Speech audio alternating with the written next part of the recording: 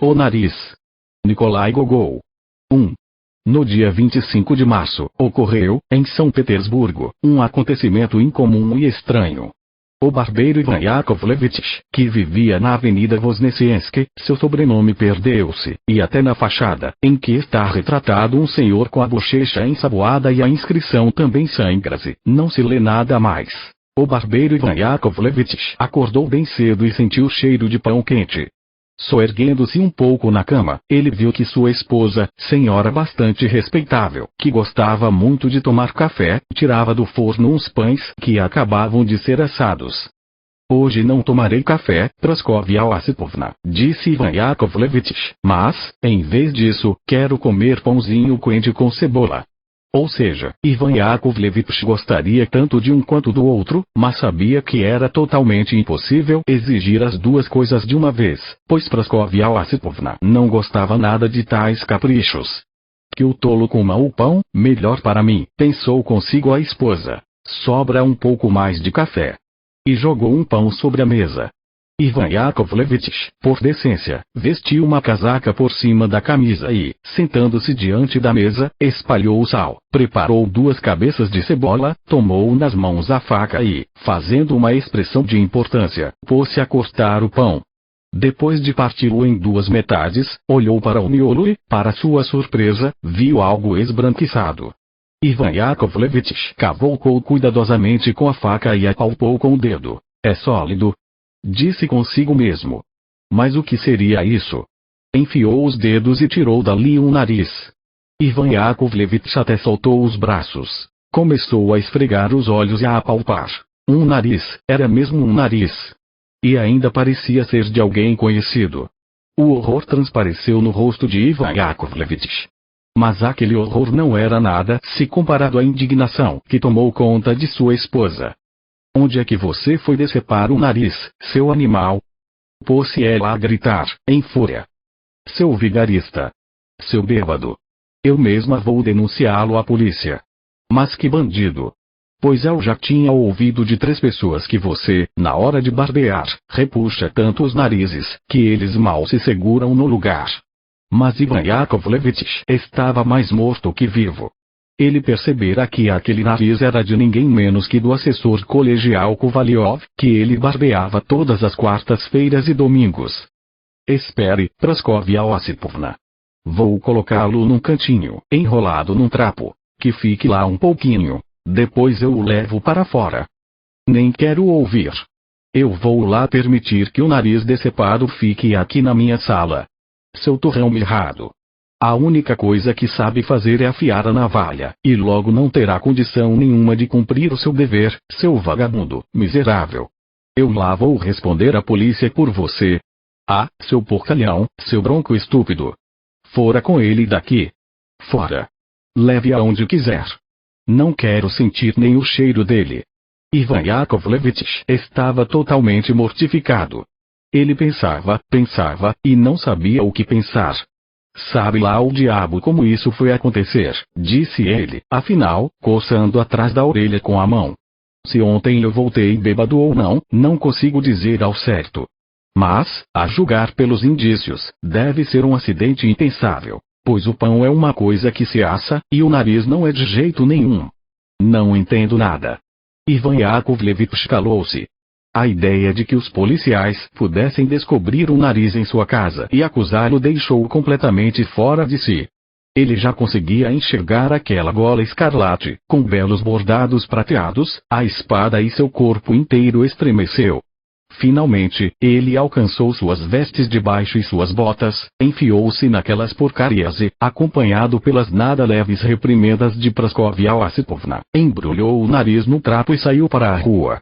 Queria enfiá-lo em qualquer lugar, ou num frade de pedra debaixo de um portão, ou deixá-lo cair de algum jeito, sem querer, e então dobrar numa travessa. Mas, para o azar dele, surgia um conhecido, que começava imediatamente interpelando: aonde está indo? Ou quem é que pretende barbear tão cedo? De maneira que Ivan Yakovlevich não conseguia de modo algum encontrar o momento certo. Numa outra vez, ele já o deixara cair, afinal, mas o guarda-cancela, lá de longe, apontou-lhe com a alabarda, enquanto proferia: Pegue. Você derrubou alguma coisa ali. Ivan Yakovlevich teve que apanhar o nariz e guardá-lo no bolso. O desespero tomou conta dele, ainda mais porque o povo multiplicava-se incessantemente na rua, conforme as lojas e as vendinhas começavam a abrir. Ele decidiu ir até a ponte Saakevsky. Será que conseguiria de algum jeito jogá-lo no rio Neva? Mas eu me sinto um pouco culpado por até agora não ter dito nada a respeito de Ivan Yakovlevich, homem respeitável em muitos aspectos. Ivan Yakovlevich, como qualquer artesão russo digno, era um bêbado terrível. E, embora barbeasse todos os dias o queixo alheio, o dele mesmo estava eternamente por fazer.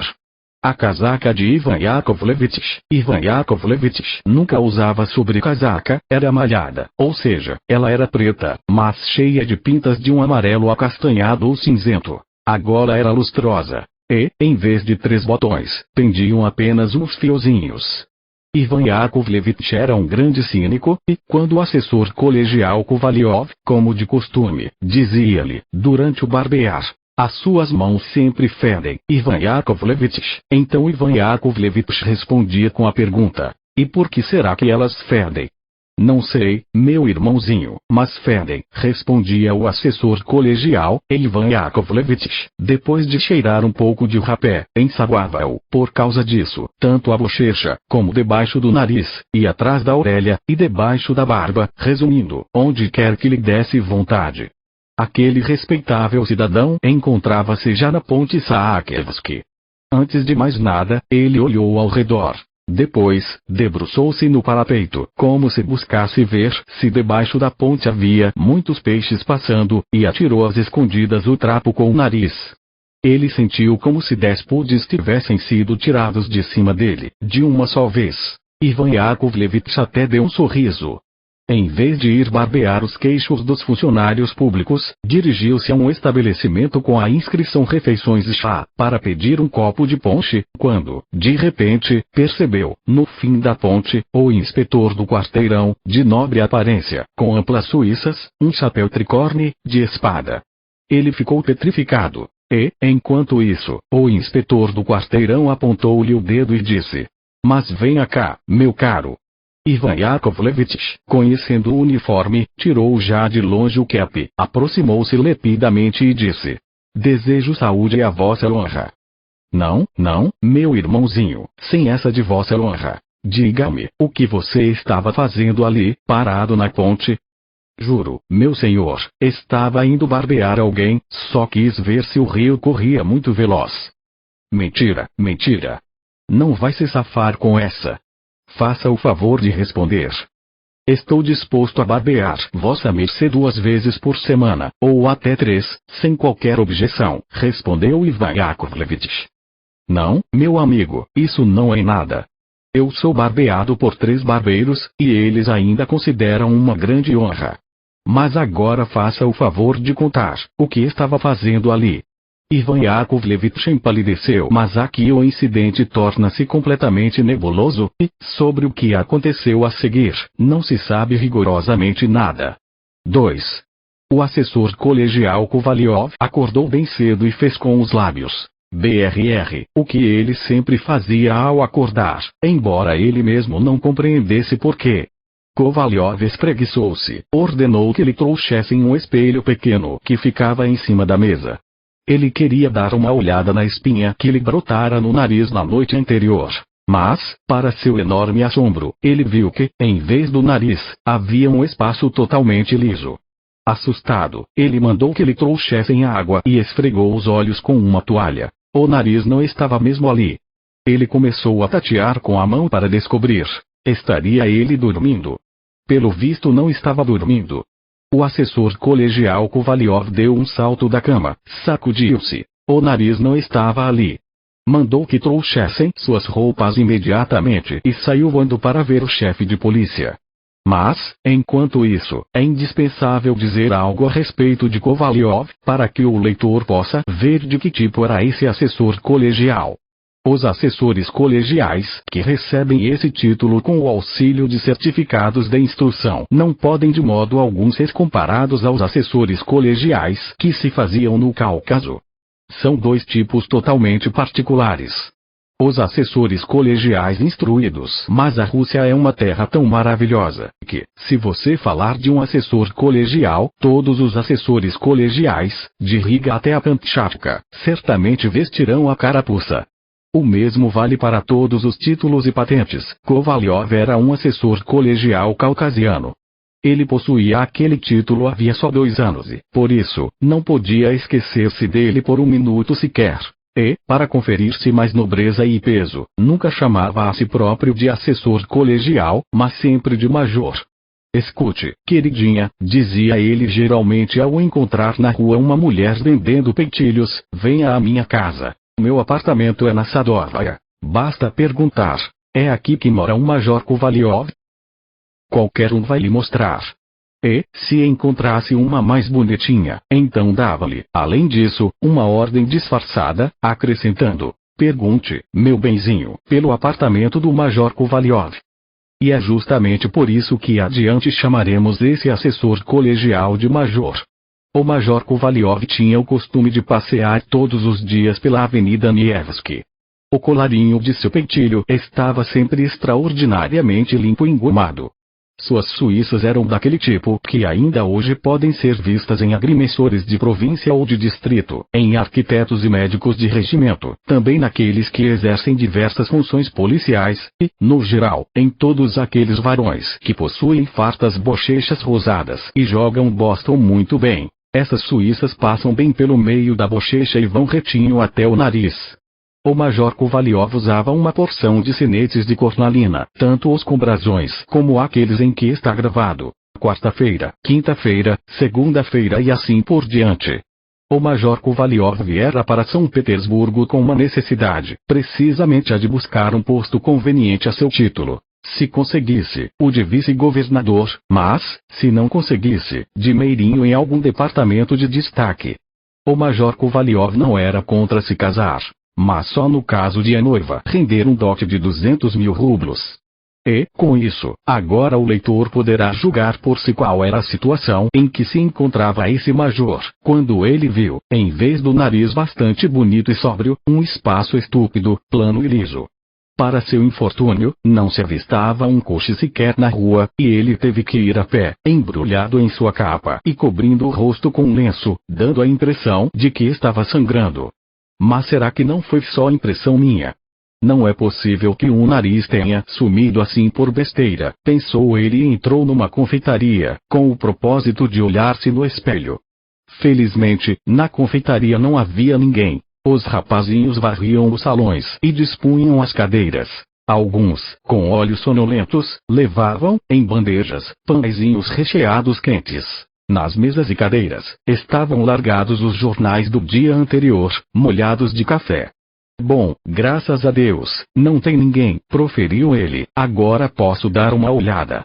Aproximou-se timidamente do espelho e espiou, mas com o diabo, que porcaria. Ele proferiu, cuspindo, se pelo menos tivesse alguma coisa no lugar do nariz, mas não tem nada. Depois de morder os lábios com irritação, ele saiu da confeitaria e tomou a decisão, contrária a seu costume, de não olhar nem sorrir para ninguém. De repente, ficou plantado junto às portas de um edifício. A seus olhos, ocorreu um fenômeno inexprimível. Em frente à entrada, parou uma carruagem. As portinholas se abriram. Inclinando-se, saltou de lá de dentro um senhor de uniforme, que subiu correndo as escadas. Qual não foi o horror e, ao mesmo tempo, o assombro de Kovalyov ao perceber que era seu próprio nariz. Com aquele espetáculo incomum, pareceu-lhe que tudo girava diante de seus olhos. Sentia que mal podia ficar em pé, mas decidiu esperar, a qualquer preço, o retorno do nariz à carruagem, tremendo por inteiro, como que febril. 2 minutos depois, o nariz realmente saiu. Vestia um uniforme bordado a ouro, com uma gola grande e alta. Usava calças de camurça. Junto ao flanco, uma espada. Pelo chapéu com plumagem, podia-se deduzir que ele figurava na categoria de conselheiro de Estado. Tudo levava a crer que saía para alguma visita oficial.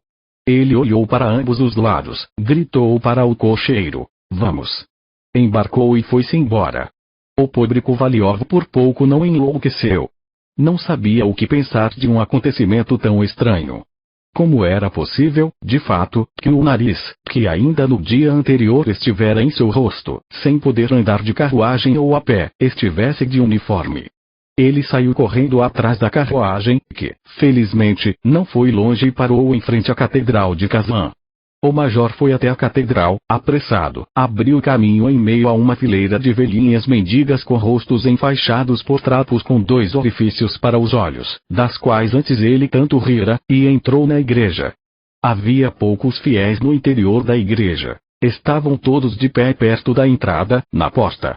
Kovalyov encontrava-se num estado tão abalado que não tinha nenhuma força para rezar, e procurava, com os olhos, aquele senhor por todos os cantos. Finalmente, viu-o em pé, num lado. O nariz escondia seu rosto por completo na gola grande e alta, e rezava com uma expressão de grandíssima devoção. Como posso chegar perto dele? Pensava Kovalyov. A julgar por tudo, pelo uniforme, pelo chapéu, dá para ver que ele é um conselheiro de Estado. Sabe lá o diabo como fazer isso.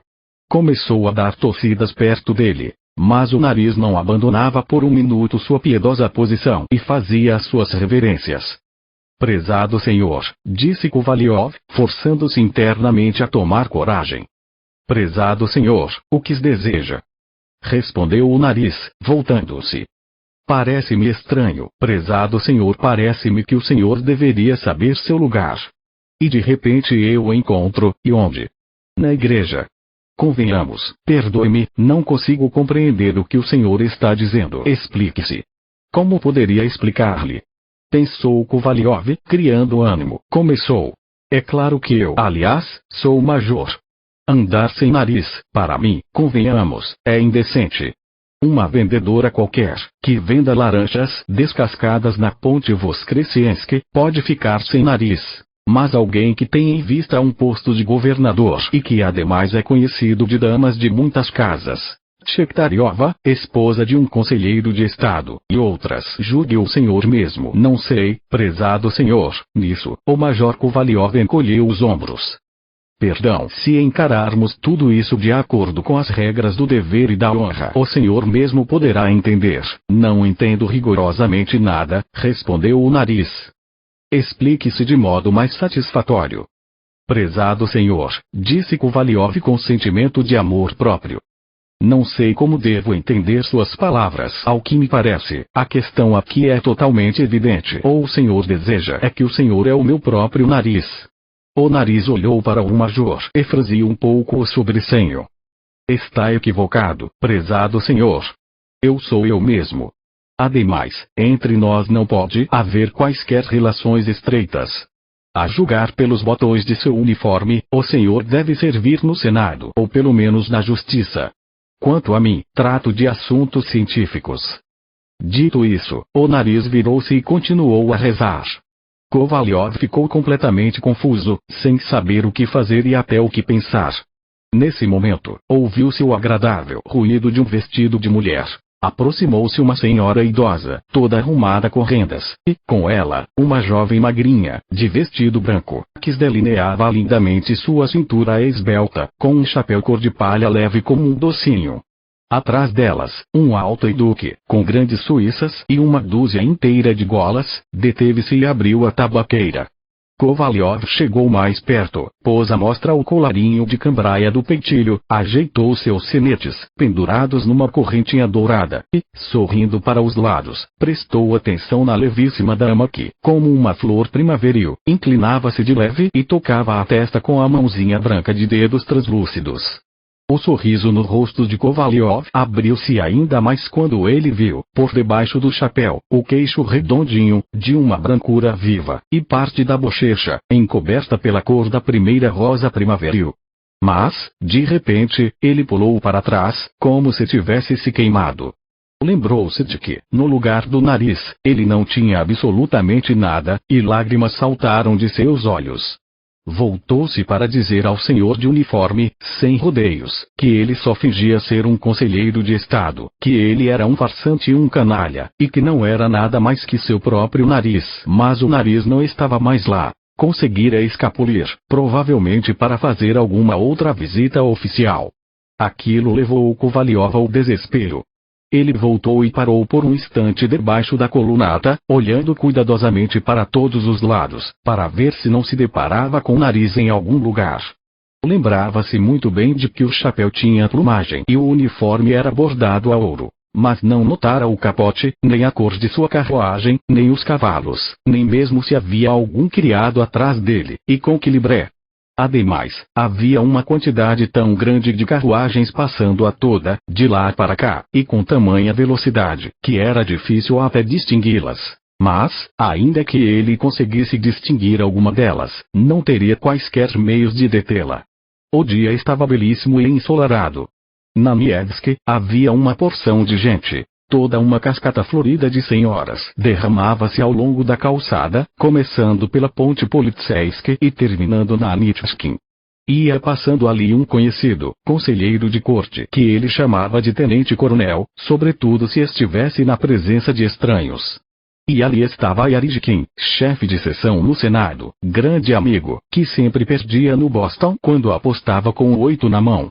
Ali estava outro major, que recebera no Cáucaso seu cargo de assessor, agitando os braços para que fosse até ele, mas o diabo que o carregue. Disse Kovalyov. Ei, cocheiro, leve-me diretamente ao chefe de polícia. Kovalyov tomou a droga e gritava sem parar para o cocheiro. Mais depressa. O chefe de polícia se encontra? Exclamou ele, ao adentrar no saguão. De modo algum, respondeu o porteiro. Acaba de sair. E essa agora? Sim, acrescentou o porteiro, nem faz tanto tempo, mas saiu. Se tivesse chegado um minutinho antes, talvez o tivesse encontrado em casa. Kovalyov, sem tirar o lenço do rosto, sentou-se na carruagem e gritou, com voz desesperada. Vamos. Aonde? Disse o cocheiro. Vamos em frente. Como, em frente? Tem uma curva ali. À direita ou à esquerda? Aquela pergunta fez com que Kovalyov parasse e pensasse novamente. Em sua situação, era necessário recorrer, em primeiro lugar, ao órgão de segurança, não porque ele tivesse uma relação direta com a polícia, mas porque as providências ali poderiam ser muito mais rápidas do que em outros lugares. E procurar satisfação com a chefia do local em que o nariz afirmara servir seria imprudente, porque, pelas próprias respostas do nariz, já dava para ver que, para aquela pessoa, não havia nada sagrado, e ele poderia, nesse caso, mentir da mesma maneira que mentira ao garantir que nunca o vira antes. Pois bem, Kovalyov já fazia menção de dar ordem de partir em direção ao órgão de segurança quando novamente lhe ocorreu o pensamento de que aquele farsante vigarista, que já no primeiro encontro agira de maneira tão desavergonhada, poderia de novo ter aproveitado o tempo para, convenientemente, escapar da cidade de alguma forma, e, então, todas as buscas seriam inúteis, ou poderiam durar, que Deus não permitisse, um mês inteiro. Finalmente, foi como se os céus o tivessem convencido. Decidiu dirigir-se diretamente a um departamento de publicidade de um jornal e colocar o quanto antes um anúncio com a descrição detalhada de todas as características, de maneira que qualquer um que o encontrasse pudesse, no mesmo instante, trazê-lo ou pelo menos dar parte de seu paradeiro. Pois então ele, decidido a fazer isso, mandou que o cocheiro tocasse para o estabelecimento jornalístico e, durante todo o caminho, não parou de esmurrá-lo nas costas, repetindo: depressa, seu canalha! Depressa, seu vigarista! Pai, senhor! Dizia o cocheiro, fustigando com as rédeas seu cavalo, cujo pelo era longo como o de um cão bichon. A droga finalmente parou, e Kovalyov, ofegante, entrou correndo na pequena recepção, em que um funcionário grisalho de casaca velha e óculos, sentado à mesa e segurando a pena com os dentes, contava umas moedas de cobre que lhe haviam trazido. Quem é que recebe os anúncios aqui? Gritou Kovalyov. Ah, salve! Meus cumprimentos, disse o funcionário grisalho, erguendo por um instante os olhos e novamente baixando-os em direção aos montes de dinheiro ali distribuídos. Desejo publicar, com licença. Peço que aguarde um pouquinho, proferiu o funcionário, anotando uma cifra no papel com a mão direita e deslocando, com os dedos da mão esquerda, duas bolinhas no ábaco.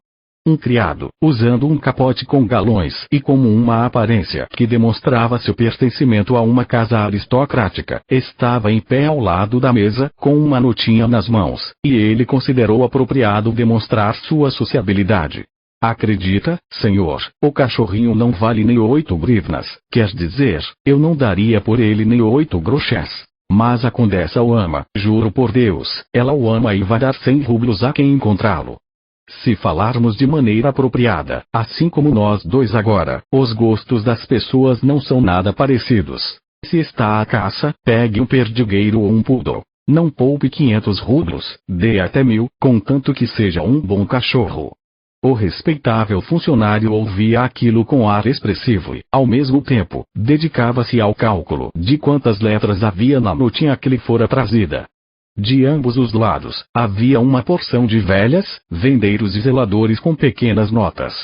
Em uma delas, lia-se que se ofereciam os serviços de um cocheiro de comportamento sóbrio. Em outra, uma carruagem pouco usada, importada de Paris em 1814. Ali, oferecia-se uma jovem criada de 19 anos, treinada no ofício de lavadeira e que servia também para outros trabalhos. Uma drogue resistente, sem uma das molas. Um jovem cavalo fogoso com pintas e cinzentas e 17 anos de idade. Novas sementes de nabó e rabanete, trazidas de Londres. Uma dacha com todas as comodidades.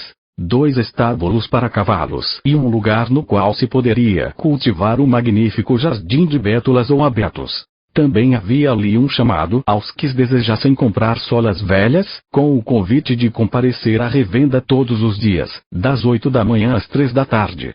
A sala em que se situava toda aquela companhia era pequena, e o ar dentro dela estava extremamente denso. Mas o assessor colegial Kovalyov não podia sentir o cheiro, porque ele se cobrira com o lenço e porque seu próprio nariz encontrava-se sabe Deus em que lugar. Prezado senhor, permita-me perguntar. Estou muito necessitado, disse ele, afinal, com impaciência. Já vai, já vai. 2 rublos, 43 copeques. Neste instante. O rublo, 64 copeques. Falava o cavalheiro de cabelo grisalho, enfiando as notinhas na cara das velhas e dos zeladores. O que o senhor deseja? Finalmente disse ele, dirigindo-se a Kovalyov. Eu peço, disse Kovalyov. Aconteceu uma vigarice, ou uma trapaça, até agora não consigo entender de jeito nenhum. Peço só que publique que aquele que me trouxer esse canalha receberá uma recompensa satisfatória. Permita-me perguntar, qual é seu sobrenome? Não, para que o sobrenome? Não posso dizer. Tenho muitas conhecidas. Tchektariova, esposa de um conselheiro de estado, e Pelageia Grigorievna Poditochina, de um oficial superior. Se de repente ficam sabendo, Deus me livre. O senhor pode simplesmente escrever um assessor colegial, ou, melhor ainda, alguém que ocupa a patente de major. E o fugitivo era seu criado. Como assim, criado? Se fosse, não teria sido tamanha vigarice. Quem fugiu de mim foi o Nariz, HM. Que sobrenome estranho. E foi uma quantia grande que esse cavalheiro Nariz roubou do senhor. O Nariz, eu quero dizer, o senhor entendeu errado. O Nariz, meu próprio nariz sumiu, não se sabe para onde foi. Esse diabo queria zombar de mim. Mas de que modo sumiu? Não consigo entender direito. Pois eu não posso lhe dizer de que modo, mas o principal é que agora ele perambula pela cidade, chamando-se de conselheiro de estado. E por isso eu peço que o senhor anuncie àquele que o apanhar que o traga depressa até mim, da maneira mais breve possível. O senhor mesmo julgue, de fato, como posso ficar sem uma parte tão visível do corpo. Não é como se fosse um mindinho do pé, que eu poderia meter na bota, e ninguém veria se ele não estivesse lá. Às quintas-feiras, eu vou à casa de Tchektariova, esposa de um conselheiro de estado. Pelageia Grigorievna Poditochina é esposa de um oficial superior, e a filha dela é muito bonitinha. Também são conhecidas minhas, pessoas muito boas, e o senhor mesmo julgue como é que eu fico agora. Agora não posso aparecer na casa delas.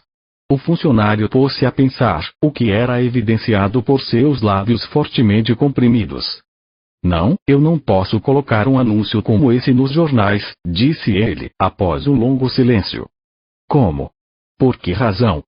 Ora, o jornal pode perder reputação.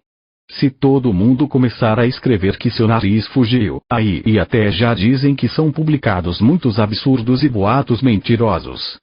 Mas o que tem de absurdo nisso? Parece-me que aqui não há nada do tipo.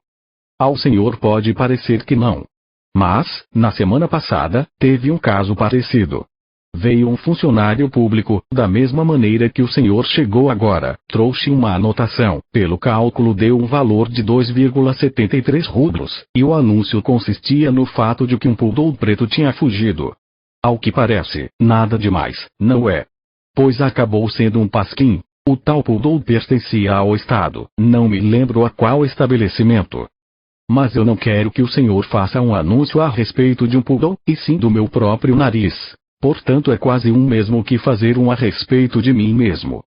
Não, não posso publicar esse anúncio no jornal de jeito nenhum. Mas o meu nariz realmente sumiu. Se sumiu, é assunto para um médico. Dizem que há certas pessoas que podem pôr o nariz que o senhor desejar. Mas, a propósito, percebo que o senhor deve ser uma pessoa de temperamento alegre e que adora fazer seus gracejos em sociedade. Eu lhe juro por tudo que é sagrado. Já que chegamos a tal ponto, talvez eu até lhe mostre. Para que incomodar-se? Prosseguiu o funcionário, cheirando o rapé. Aliás, se não for incômodo, acrescentou ele, com um movimento de curiosidade, gostaria de dar uma olhada. O assessor colegial tirou o lenço do rosto. De fato é extremamente estranho, disse o funcionário. Um espaço totalmente liso, como se fosse uma panqueca recém-cozida. Sim, é inacreditável como é plano. Pois bem, ainda haverá de discutir. O senhor mesmo está vendo que não dá para não publicar. Ficarei particularmente grato ao senhor e muito feliz que esse caso tenha me dado a satisfação de conhecê-lo. Como se podia perceber a partir daquilo, o major desta vez estava decidido a rebaixar-se um pouco. Certamente não seria grande coisa publicar, respondeu o funcionário, mas não prevejo nisso proveito algum para o senhor. Se quer tanto, leve isso a alguém que possua uma pena refinada, para que descreva como uma obra rara da natureza e publique esse artigozinho na Abelha do Norte. Aqui ele cheirou o rapé outra vez, para proveito da juventude, aqui ele limpou o nariz, ou simplesmente para a curiosidade geral. O assessor colegial estava completamente desesperançado. Baixou os olhos, passando-os por uns jornais em que havia um informe sobre os espetáculos. Seu rosto já estava prestes a sorrir ao deparar-se com o nome de uma atriz muito bonita, e sua mão foi na direção do bolso, para ver se não haveria ali uma nota azul de dinheiro, porque os oficiais superiores, na opinião de Kovalyov, tinham que ocupar os assentos da plateia, mas o pensamento no nariz estragou tudo. O próprio funcionário parecia comovido pela difícil situação de Kovalyov. Desejando aliviar um pouco a amargura do outro, ele considerou apropriado expressar sua compaixão em algumas palavras. Juro que lamento muito que tal anedota tenha acontecido com o senhor. Não gostaria de cheirar um pouco de rapé. Acaba com as dores de cabeça e com os humores melancólicos. Até com relação às hemorroidas é bom. Ao dizer aquilo, o funcionário ofereceu a tabaqueira a Kovalyov, depois de desdobrar, com bastante destreza, a tampinha, que tinha um retrato de uma senhora de chapéu. Aquele ato irrefletido fez com que Kovalyov perdesse a paciência. Eu não sei como o senhor acha tempo para caçoar, retrucou ele, com raiva. Por acaso não vê que me falta justamente aquilo com que poderia cheirar? Ao diabo com esse seu rapé. Não consigo nem olhar para ele agora, e não só o seu Berzinski nojento, mas até mesmo o pó de verdade, se o senhor me oferecesse. Depois de dizer isso, ele saiu profundamente enfastiado do estabelecimento jornalístico e dirigiu-se à casa do comissário de bairro, um extraordinário apreciador de açúcar. O salão de entrada de sua casa, que era também a sala de jantar, estava todo decorado com pães de açúcar que os mercadores lhe traziam por amizade. A cozinheira, nesse momento, tirava do comissário de bairro as botas de montaria do serviço público. A espada e todas as couraças militares já estavam pacificamente penduradas pelos cantos, e o ameaçador chapéu tricorne já coubera a seu filhinho de 3 anos, e ele, depois de uma jornada de guerra e de combate, preparava-se para degustar os prazeres da paz. Kovalyov entrou na casa no momento em que ele se espreguiçava, grasnava e dizia: "Ah, vou cochilar bem umas 2 horinhas." E, por isso, dava para prever que a chegada do assessor colegial acontecera totalmente fora de hora. E nem sei, mesmo se tivesse lhe trazido naquele momento algumas libras de chá ou de tecido, ele não teria sido recebido com grande cordialidade. O comissário era um grande incentivador de todas as artes e manufaturas, mas preferia uma cédula monetária a qualquer coisa. "É uma coisa", dizia ele, "geralmente, não tem nada melhor que essa coisa. Não pede comida, ocupa pouco espaço, sempre cabe bem no bolso, se você deixa cair, não se quebra." O comissário recebeu Kovalyov de maneira bastante seca, e disse que depois do almoço não é hora de fazer inquéritos, que a própria natureza estabeleceu que se deve descansar um pouco depois de empanturrar-se. A partir disso, o assessor colegial pôde ver que ao comissário de bairro não eram desconhecidas as sentenças dos antigos sábios, que de um homem decente não arrancam o nariz, e que no mundo há muitos majores que não têm nem a roupa de baixo em condições decentes e que perambulam por diversos lugares indignos. Ou seja, meteu o dedo bem na ferida. É preciso observar que Kovalyov era uma pessoa extremamente suscetível. Ele podia perdoar tudo que dissessem dele mesmo, mas não perdoava de jeito nenhum que se referissem à patente ou ao título. Até acreditava que, nas peças teatrais, podia-se admitir tudo que se referisse aos oficiais subalternos, mas os oficiais superiores não deveriam ser atacados de nenhuma maneira. A recepção do comissário deixou-o tão desconcertado, que sacudiu a cabeça e disse, com sentimento de amor próprio, abrindo um pouco os braços: "Devo confessar, depois dessas observações tão ofensivas de sua parte, não posso acrescentar nada", e saiu. Ele chegou em casa quase sem sentir as pernas debaixo de si. Já era hora do crepúsculo. A residência pareceu-lhe melancólica ou extremamente abjeta depois de todas aquelas buscas fracassadas. Depois de adentrar na antessala, ele viu, no emporcalhado sofá de couro, seu criado Ivan, que, deitado de costas, cuspia no teto e acertava, com bastante êxito, sempre o mesmo lugar. Aquela indiferença do homem o deixou enfurecido. Bateu com o chapéu na testa do criado, enquanto dizia: "Seu porco, sempre se ocupando com coisas estúpidas." Ivan de repente deu um salto de onde estava e saiu correndo a toda para tirar o casaco do outro. Depois de entrar em seu quarto, o major, cansado e tristonho, desabou na poltrona e, finalmente, após alguns suspiros, disse: "Meu Deus! Meu Deus! Por que um infortúnio como esse? Se eu estivesse sem um braço ou sem uma perna, tudo seria melhor. Se estivesse sem as orelhas, seria desagradável e, no entanto, muito mais suportável. Mas um homem sem nariz, sabe lá o diabo o que é. Um pássaro ele não é, um cidadão ele não é. Tem simplesmente que pegar e jogar pela janela. E se pelo menos ele tivesse sido decepado na guerra ou no duelo, ou se eu mesmo fosse o culpado. Mas ele sumiu sem mais nem menos, sumiu à toa, a troco de nada. Mas não pode ser", acrescentou ele, depois de pensar um pouco. "Não dá para acreditar que um nariz tenha sumido, não dá para acreditar de jeito nenhum. De certo eu estou ou sonhando, ou tendo visões. Talvez, de algum modo, eu, por equívoco, tenha bebido, em vez de água, a vodka que eu uso para esfregar o rosto depois de me barbear. O idiota do Ivan não tirou aquilo dali, e eu devo ter tomado." Para assegurar-se de que realmente não estava bêbado, o major beliscou-se com tanta força que ele mesmo deu um grito. Aquela dor assegurou-lhe por completo de que agia e vivia na realidade.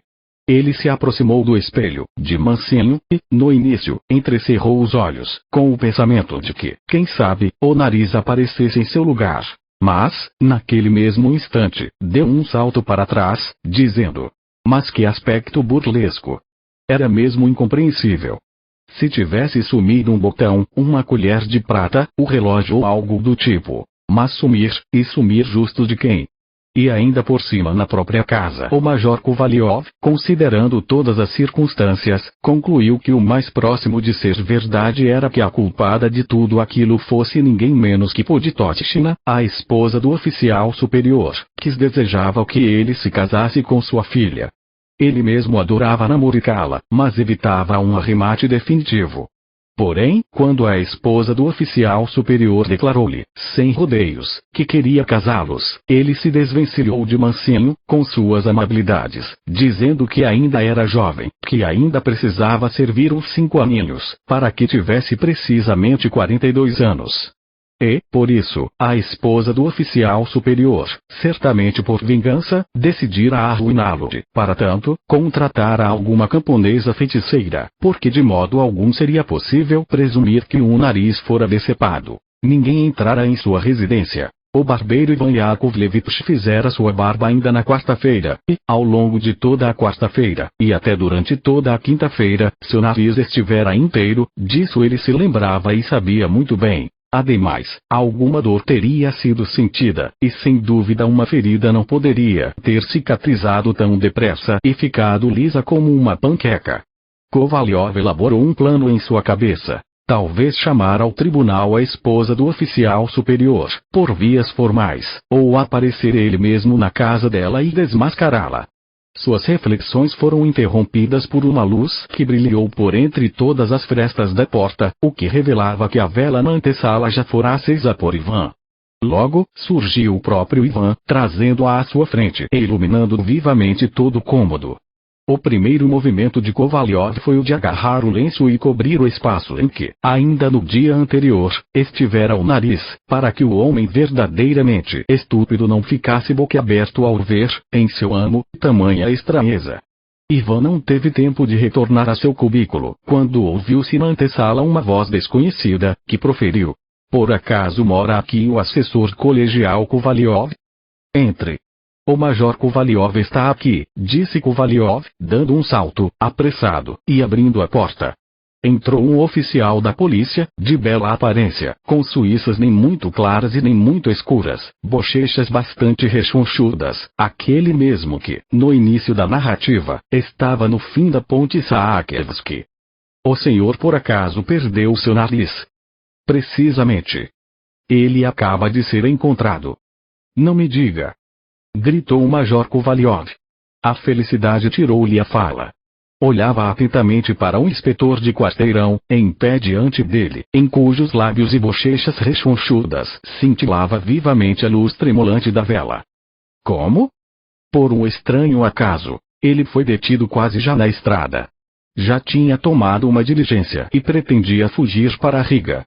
Até o passaporte fora emitido havia muito tempo em nome de um funcionário público.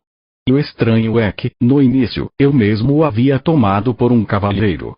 Mas, felizmente, meus óculos estavam comigo, e eu imediatamente vi que era um nariz.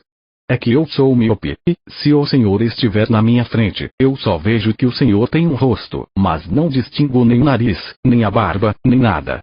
A minha sogra, quer dizer, a mãe da minha esposa, também não enxerga nada." Kovalyov estava fora de si. "Onde ele está?" "Onde?" "Vou correndo agora mesmo." "Não se preocupe. Sabendo que o senhor precisava dele, eu o trouxe comigo." E o estranho é que o principal envolvido neste caso é um vigarista, um barbeiro da Avenida Voznesensky, que agora está preso no calabouço. Fazia tempo que eu suspeitava que ele fosse um bêbado e um ladrão, e aí anteontem ele furtou de uma vendinha uma dúzia de botões. Seu nariz está exatamente como era. Nisso, o inspetor de quarteirão pôs a mão no bolso e tirou de lá o nariz, embrulhado num papel. "É ele." Kovalyov pôs-se a gritar. "É ele mesmo. Tome uma xicrinha de chá comigo hoje." "Seria muito agradável, mas não posso de modo algum. Daqui, preciso passar na casa correcional. Surgiu uma carestia muito grande de todos os víveres. Em minha casa, vive tanto minha sogra, ou seja, a mãe da minha esposa, como os meus filhos. O mais velho, em especial, dá grandes esperanças. É um menino muito inteligente, mas não tenho nenhum recurso para sua instrução." Kovalyov atinou e, pegando da mesa uma nota vermelha, enfiou nas mãos do inspetor, que, depois de fazer um rapapé, saiu porta afora, e, quase que no mesmo instante, Kovalyov ouviu sua voz já na rua, onde o inspetor dava uma lição num mujique estúpido que dera com a sua telega bem na Alameda. O assessor colegial, depois da saída do inspetor de quarteirão, permaneceu alguns minutos num estado indefinido e só depois foi capaz de ver e de sentir. Tamanho foi o êxtase causado pela alegria inesperada. Ele pegou com cuidado em ambas as mãos unidas em concha o nariz que fora encontrado, e mais uma vez examinou-o atentamente. É ele mesmo, disse o Major Kovalyov. Aqui está a espinha no lado esquerdo, que brotou ontem. O Major quase caiu na risada de alegria. Mas no mundo não há nada que dure muito, e, por isso, até mesmo a alegria, logo no minuto seguinte, já não é mais tão vívida. No terceiro minuto, ela se torna ainda mais fraca e, por fim, dilui-se, de maneira imperceptível, no estado de espírito comum, como um círculo na água, gerado pela queda de uma pedrinha, que finalmente se dissolve na superfície plana. Kovalyov começou a meditar e compreendeu que o caso ainda não estava concluído. O nariz fora encontrado, mas era preciso afinal fixá-lo, colocá-lo em seu lugar. E se ele não se fixar? Mediante tal pergunta, feita a si mesmo, o major empalideceu. Com uma sensação de medo indizível, precipitou-se em direção à mesa e aproximou o espelho, para não colocar o nariz torto. Suas mãos tremiam. Com atenção e cautela, ele o colocou no lugar de antes. Ah, que horror! O nariz não grudava. Ele o aproximou da boca, aqueceu de leve com seu hálito e aproximou-o outra vez do espaço liso entre as duas bochechas. Mas o nariz não ficava preso de jeito nenhum. Vamos. Ora, vamos. Entre aí, seu idiota. Disse-lhe. Mas o nariz parecia feito de madeira e caiu na mesa com um som muito estranho, como se fosse uma rolha. O rosto do major retorcia-se convulsivamente. Será possível que não vai aderir? Perguntou-se, espantado. Mas, embora ele tenha tentado várias vezes colocá-lo em seu próprio lugar, cada tentativa era tão mal sucedida quanto a anterior. Ele chamou Ivan e mandou que fosse buscar o médico, que ocupava, naquele mesmo prédio, o melhor apartamento, no piso superior. Esse médico era um homem vistoso, tinha magníficas suíças de azeviche, uma esposa saudável e jovem, comia maçãs frescas e mantinha a boca numa limpeza extraordinária, enxaguando-a toda a manhã, durante quase 3/4 de hora e lapidando os dentes com 5 escovinhas de tipos diferentes. O médico apareceu no mesmo instante. Depois de perguntar há quanto tempo acontecera o acidente, ele ergueu o Major Kovalyov pelo queixo e deu-lhe um peteleco com o dedão bem no lugar em que antes estivera o nariz, de modo que o Major teve que jogar sua cabeça para trás com tanta força que bateu com a nuca na parede.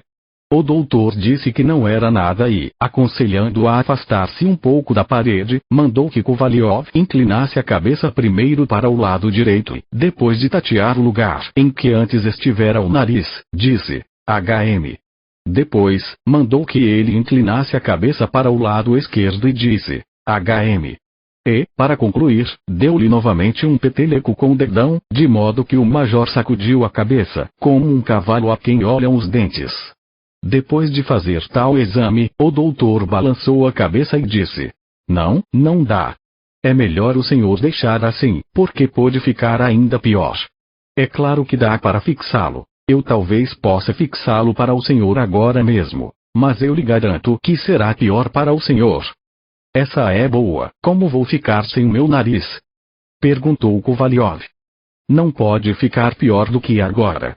É simplesmente uma coisa dos diabos. Onde é que eu poderei aparecer com essa pasquinada? Tenho boas relações. Hoje mesmo tenho que ir a festas em 2 casas diferentes. Conheço muita gente. A esposa de um conselheiro de estado, Shektaryova Poditoshchina, esposa de um oficial superior Sibek. Depois da atitude de hoje, eu não tenho qualquer assunto com ela que não por intermédio da polícia. Tenha a bondade, proferiu Kovalyov com uma voz suplicante, não há nenhum meio. Fixe-o de algum modo. Pode não ficar bom, mas que pelo menos fique preso. Eu posso até apoiá-lo de leve com a mão em caso de perigo. Eu ademais nem danço, o que poderia danificá-lo com algum movimento descuidado. No que se refere à gratificação por sua visita, tenha a certeza de que, dentro do que permitirem os meus recursos, o senhor pode acreditar, adiantou-se o médico, com uma voz nem alta, nem baixa, mas extremamente convicta e magnética, que eu nunca trato ninguém por cobiça. Isso é contrário aos meus costumes e à minha arte. É verdade que eu recebo pelas visitas, mas unicamente para não ofender com a minha recusa. Claro que eu poderia fixar o nariz do senhor, mas eu lhe asseguro pela minha honra, se o senhor não acredita mesmo em minha palavra, que isso seria muito pior. É melhor que o senhor entregue à ação da própria natureza. Lave o rosto mais frequentemente com água fria, e eu lhe asseguro que o senhor, sem ter o nariz, será tão saudável quanto se o tivesse. Quanto ao nariz, eu recomendo que o coloque numa lata com álcool ou, melhor ainda, que despeje ali 2 colheres de sopa de vodka forte e de vinagre aquecido, e então o senhor poderá conseguir um bom dinheiro por ele. Eu mesmo posso levá-lo, desde que o senhor não cobre muito caro. Não, não. Não vendo por nada. Exclamou desesperado o Major Kovalyov. Prefiro que ele suma de uma vez. Perdão. Disse o médico, despedindo-se. Queria ser-lhe útil. Que fazer? Pelo menos, o senhor viu meu esforço. Depois de dizer isso, o médico, com uma postura nobre, saiu do cômodo. Kovalyov nem mesmo notou seu rosto. Numa profunda impassibilidade, viu somente as manguinhas da camisa, branca e limpa como a neve, que assomavam das mangas de sua casaca preta. Ele se decidiu a, já no dia seguinte, antes de apresentar queixa, escrever à esposa do oficial superior, perguntando se ela não concordaria em devolver-lhe, sem contenda, o que lhe era devido. A carta tinha o seguinte conteúdo: prezada senhora Alessandra Grigorievna. Não consigo entender a atitude tão estranha de sua parte. Tenha certeza de que, ao agir de tal maneira, a senhora não ganha nada e de modo algum me força a casar-me com sua filha. Creia que a história referente ao meu nariz me é plenamente conhecida, e igualmente o fato de que a senhora é a principal envolvida, e ninguém mais. A súbita separação de seu lugar, a fuga e o mascaramento, ora na forma de um funcionário público, ora, por fim, em sua própria forma, nada mais é que o efeito de feitiçarias, realizadas pela senhora ou por aqueles que praticam, assim como a senhora, tão nobres atividades. De minha parte, considero meu dever adverti-la de que, se o nariz por mim referido não estiver hoje mesmo em seu lugar, serei forçado a recorrer ao auxílio e ao amparo das leis. No mais, com a mais alta estima, tenho a honra de ser seu fiel servo Platão Kovalyov. Prezado Sr. Platão Kuzmitch. Sua carta deixou-me extraordinariamente surpresa. Devo confessar, com toda a sinceridade, que de modo algum esperava por isso, sobretudo no que se refere às injustas invectivas de sua parte. Advirto de que nunca recebi em minha casa o funcionário público que o senhor menciona, nem mascarado, nem em sua verdadeira forma. Filipe Ivanovich Potantchikov esteve aqui, isso é verdade. E, embora ele tenha mesmo desejado a mão de minha filha, e seja de comportamento bom e sóbrio, e de grande erudição, nunca lhe dei qualquer esperança. O senhor menciona ainda um nariz. Se o senhor, com isso, subentende que eu tenha lhe torcido o nariz, ou seja, tenha lhe dado uma recusa formal, fico então admirada que o senhor mesmo fale sobre isso, uma vez que eu, como lhe é sabido, era de opinião totalmente oposta. Se, agora mesmo, o senhor pedir a mão de minha filha em matrimônio, estarei disposta a satisfazê-lo no mesmo instante, pois tal assunto sempre foi objeto de meu mais vivo desejo, na esperança de estar sempre às suas ordens. Alessandra Poditochina. Não, disse Kovalyov, ao ler a carta. Ela realmente não é culpada. Não pode ser. A carta foi escrita de tal modo que uma pessoa culpada de um crime não poderia ter escrito. O assessor colegial era versado nisso, porque fora enviado algumas vezes para inquéritos, ainda na região do Cáucaso. De que maneira isso foi acontecer? Que sina foi essa? Só o diabo conseguiria dizer. Disse ele, finalmente, de braços caídos.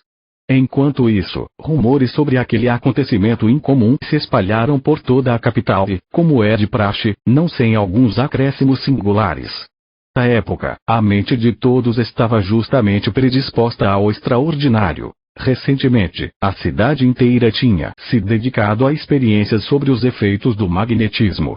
Ademais, a história das cadeiras dançantes da rua Konyushina ainda estava fresca, e, por isso, não era de admirar que logo tenha começado a dizer que o nariz do assessor colegial Kovalyov, precisamente às 3 horas, passeava pela Avenida Nevsky. Uma porção de curiosos convergia para lá todos os dias. Alguém dissera que o nariz supostamente encontrava-se na loja de Unker, e ao lado da loja de Unker formou-se uma multidão e uma aglomeração tão grande que até a polícia teve que intervir. Um especulador de aparência respeitável, com suíças, que vendia diversos pãezinhos secos de confeitaria na entrada do teatro, colocou, para aquele propósito, uns magníficos e firmes bancos de madeira, nos quais ele convidava os curiosos para ficar em pé, cobrando 80 copeques de cada visitante. Um coronel emérito saiu mais cedo de casa para aquele propósito e, com grande esforço, abriu caminho em meio à multidão. Mas, para sua enorme indignação, ele viu na janela da loja, em vez do nariz, uma ordinária malha de lã e uma imagem litografada com o desenho de uma moça ajeitando a meia e um janota olhando para ela por detrás de uma árvore, vestindo um colete de pregas e com uma pequena barbicha, a imagem que há mais de 10 anos estava pendurada naquele mesmíssimo lugar. Depois de afastar-se dali, disse, aborrecido: como é que o povo consegue se perturbar com esses boatos estúpidos e inverossímeis? Depois, veio o boato de que não era na Avenida Nevsky que o nariz do Major Kovalyov estava passeando, e sim no Jardim Taurida, e de que supostamente ele já estava ali fazia muito tempo. Que, ainda na época em que Koschevmizra morava ali, ele ficava muito admirado com essa estranha brincadeira da natureza. Alguns estudantes da Academia de Cirurgia dirigiram-se até lá. Uma nobre e respeitável senhora pediu, por meio de uma carta particular ao encarregado do jardim, que mostrasse aos seus filhos aquele raro fenômeno e, se fosse possível, com explicações edificantes e moralizantes para os jovens. Todos esses incidentes deixaram extremamente felizes todos os mundanos e imprescindíveis visitantes de salões, que adoravam fazer as senhoras rirem, e cujo repertório, àquela época, estava completamente esgotado.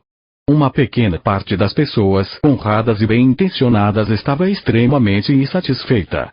Um senhor dizia, com indignação, que ele não entendia como, na atual época esclarecida, podiam espalhar-se invencionices tão absurdas, e que ele ficava surpreso com o fato de que o governo não dava atenção àquilo.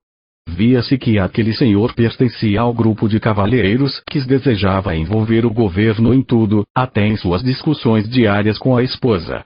Depois disso, mas aqui de novo o incidente torna-se nebuloso, e, sobre o que aconteceu a seguir, não se sabe rigorosamente nada. 3. Disparates completos acontecem no mundo. Às vezes, não há nenhuma verossimilhança. De repente, aquele mesmo nariz que andara por aí com a patente de conselheiro de Estado e que fizera tanto barulho na cidade foi parar novamente, como se nada tivesse acontecido, em seu lugar, ou seja, precisamente entre as duas bochechas do Major Kovalyov. Isso aconteceu já no dia 7 de abril. Depois de acordar e de olhar sem querer para o espelho, ele viu o nariz. Pôs a mão, era mesmo o nariz. Ah!